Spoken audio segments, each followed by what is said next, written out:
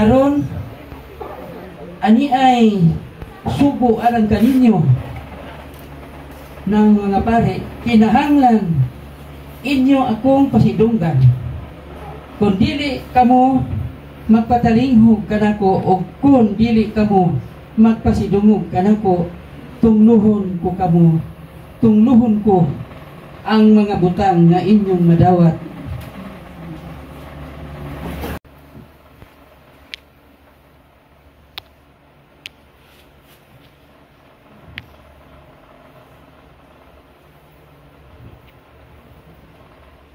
Ang ikaduhang pagbasa kinutlo gikan sa unang sulat ni San Pablo ngadto sa taga Tesalonica. Mga igsoon, bisag mahimo na namong gamiton ang among otoridad, ingon nga ang apostolis si Kristo aron ipabuhat kaninyo ang among gusto. Apan sa diha kami uban kaninyo nagmalumo kami kaninyo sumala sa usa ka inahan nga matuto sa iyang mga anak tungod sa among gugma kaninyo, among giwali kaninyo ang maayong balita. Ang buhan usab namo nga ang gahom sa among politikanong pangulo ila lang na ambitan gikan kana.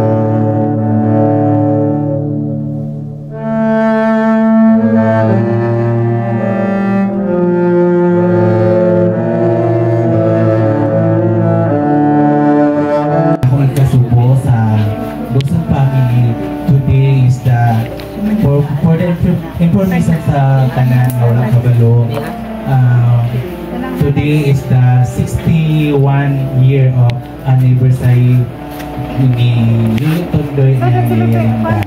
So before that, as we ask the family to celebrate, ato dyan i-celebrate ang ilaha 61 year of marriage.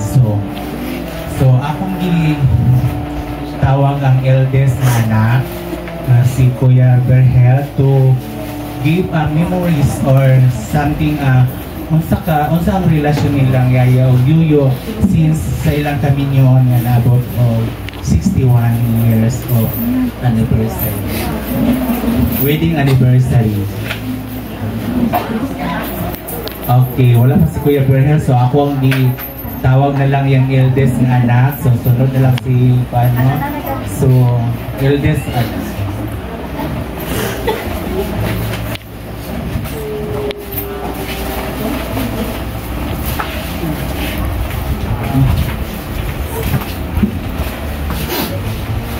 Maraming hapon sa tanan. Salamat sa atong mahal nga Vice President sa Ligid, Father Cynthia Playo. Sa iyang kaupan-usapan akong salamat sa iyang paghatag karon o pagservisyo misa pinagi sa mahal nga amahan. Karong adlaw kung karas ay ako nakita sa adlaw pagsaysay. Today is November 5. Kini nga adlaw mamunta niyang mo niyang adlaw nga diin mo po niya wedding anniversary. Subok di kayo nga inis. Ya, last year happy gid kayo mi kay mamo to ang ilang wedding anniversary 60 years. Ila ang minti. Surut kita waktu itu 61 na kundi si Papa. So, ifay ta kayo kay kininga day, kininga pizza mo sumaran kasi na kasal. Mo po yung adlaw mo sa iyo. So, kayo mo. Di na ako kayong gaw. Salamat sa tanan, no? Kaya naapoy na siya yung magpasalamat. Tanan na lang. So ako pong itawag ang eldest daughter, si Ate Maripi. So to give memories being mama and papa 61, as ibutan natin 60 years of marriage.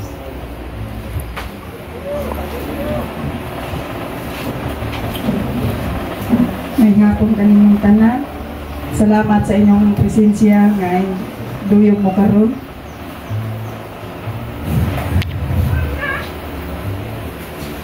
Isip ako kamagwa ng anak nga babae niya. Papa ug mama.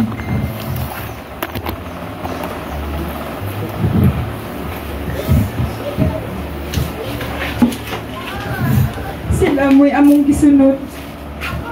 Mga anak, sa ilang pag-ipon, wala may kasinati o bubot. Sa ilang pag-ipon, ika-60. 61 katuig karon, pero wala na mo na sinati ang ilang pag-ipon nga bubot. Kaming mga anak, usap. Si Papa dili gusto nga magdingkil-dingkil ni. Gusto niya nga magkasinabtanay ng iyang mga anak. Hindi siya gusto ng gupot. Isip ako sa magagang bae. Ingo na siya na ako daw iyang ipangandoy. Kay kasunod ang 7. Unom, ikapito pa ko nga babae. Busa wala na ko kawangi ang pagpangga niya kanako. Akong gisuklian sa akong pag-atiman niya dito sa ospital. Sa ospital, dilig kay ko sa akong papa. Grabe ka. Gibuhat niya ang tanan. Kung mingon niyo, kaon di pa. Kaya parang makulian ka. Grabe ka, fighter. Gusto pagit siyang mabuhi para sa iyang mga anak. Among ginikanan, grabe ka pinangga na mo, gyud. Super. Di namin kitag lain pang amahan nga nilani. Di namin kitag lain pang ginikanan sa Manila.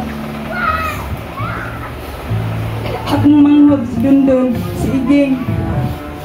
Magsugdumi sa among ginikanan, murag halos na lang ni.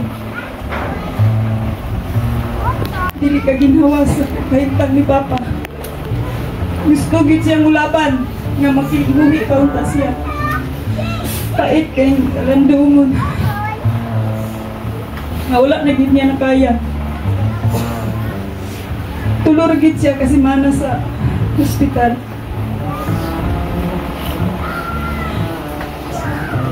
Subo kay palandungon kay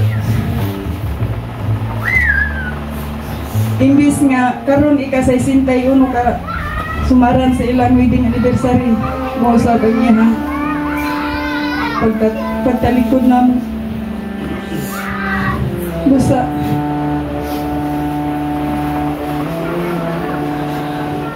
ako mga manghod tuwa sa layo gusto ginunta silang huli para lang makita lamang Papa.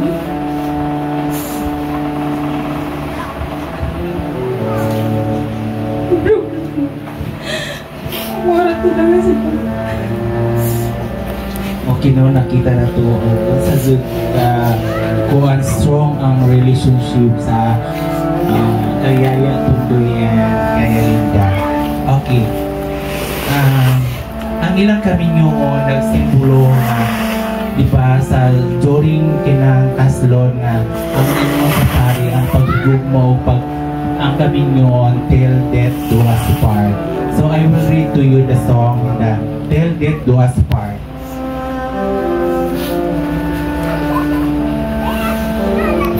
Take my hand and let me lead the way.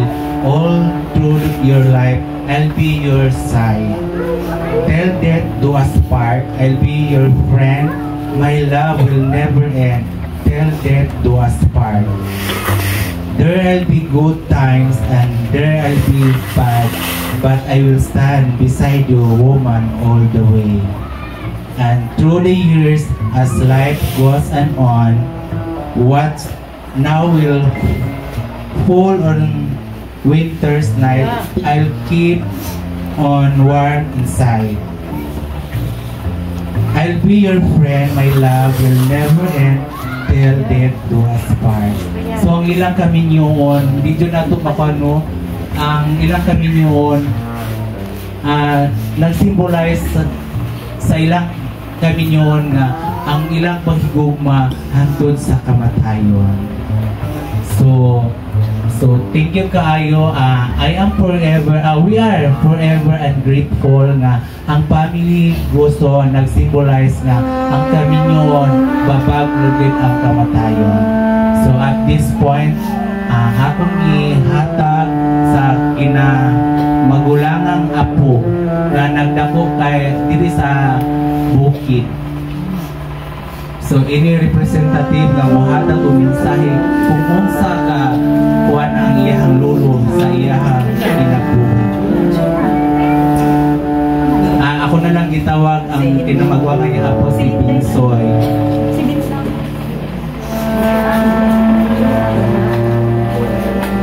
Ano nga si Chet?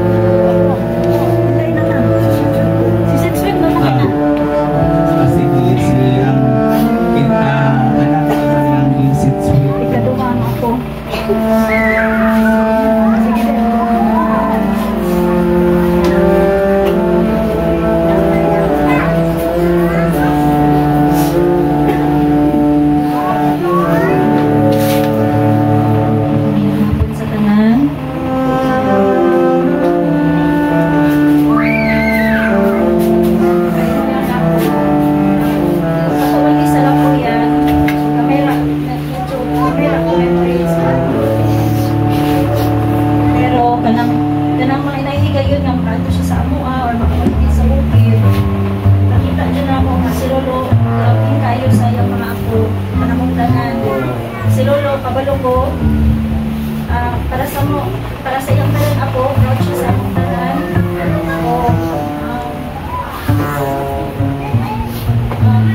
Proud siya sa iyang tanan mga ako. Kabalo ko, kung asa magkaroon si Lolo. Nag-auban ka po siya sa mga tanan.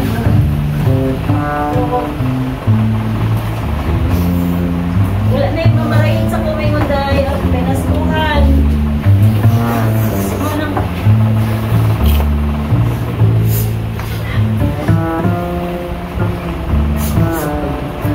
Tayo lo. Kabalang kalore. Lula palang kaon na mo. Pero siya po. Hindi ako siya isagdan. Ako.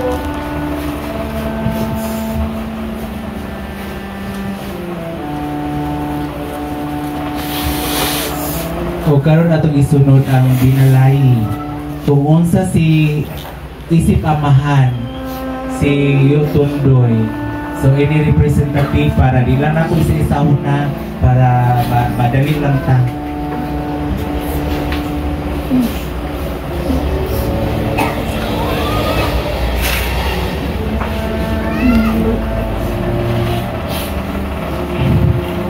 May hapon ka na pong tanan. Alang sa wala makailan ako, no? Ako si Vivian Mahawan, ang asawa sa kinamagulangang anak ng Papatundoy. Ang unang anak na bunga sa pagbunga ay ni Papatundoy o ni Mama Linda.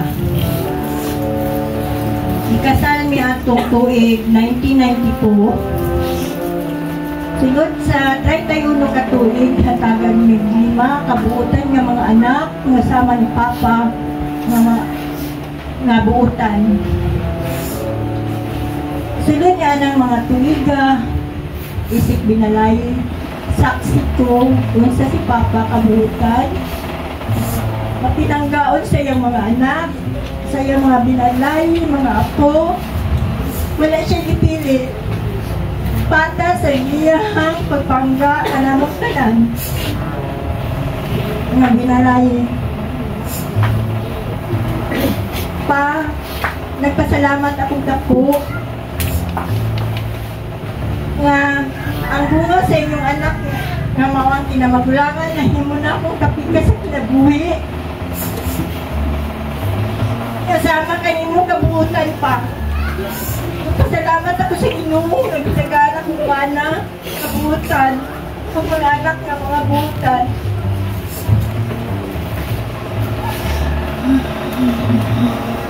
Wala na isama kanimo sa pagkamahan kay ako wala na ko'y amahan. Iisip ka ka nga ako pinunod ng amahan.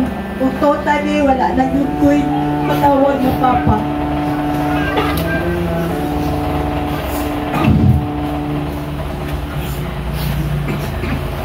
Ang inyong mga maayong buhat pa, your memories will remain in our hearts forever. Ang inyong mga legacy nga ibilin mo sa amoa, mo'y amo, panikamutan nga masunod. Ayaw ka balaka pa, nung ginusan niyo pagmahal si Mama, pagpangat ka niya, kamutan ako, mahimusap ka na sa iyo. Ginalanggang anak ng mga kapikasot sa tanan ako, mga anak ko sa tanan ng mga anak ko, sa tibok ng mong pamilya. Nagkasalamat. Karon isunod na to ang anak mo, ang kinamanghuran, ang Dondon.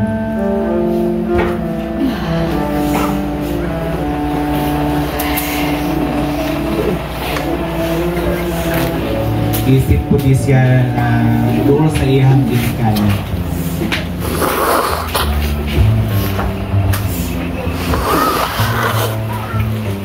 Hello.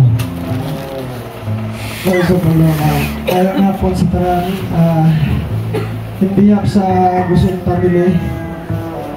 kami dako ay mapasalamaton sa mga silingan kaparintihan o kahigalaan ni Papa nga nag-witness karon sa iyang last day. So ako lang ay ka-share about ni Papa kaya kami pinaka-close si Papa sa tanang happiness, sa tanang bad memories, sa tanang good memories, sa tanang kabuang, sa tanang ni Papa kami pinaka-best buddy. So sa mga said, grabe sakit nga nawala si Papa kaya kami ni Papa nag-ubal sa balay. Siguro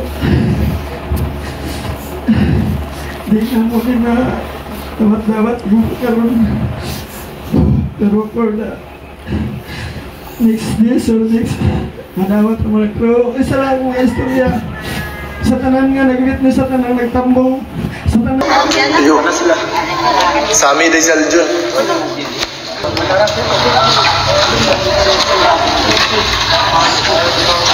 Steady lang ang kamera. Awas na yan. Soy, butang. Ilan mo siya yata.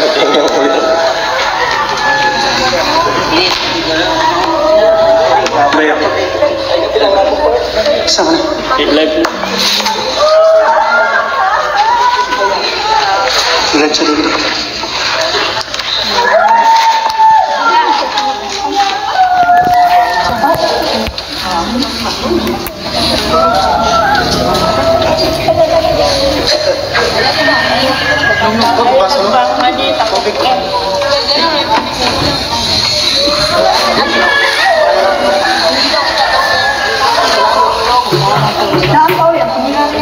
Dahil lang matinggit ayaw ko nito. Wala ko lang ano. Bugo ba doon ang tangyo? Ay lang.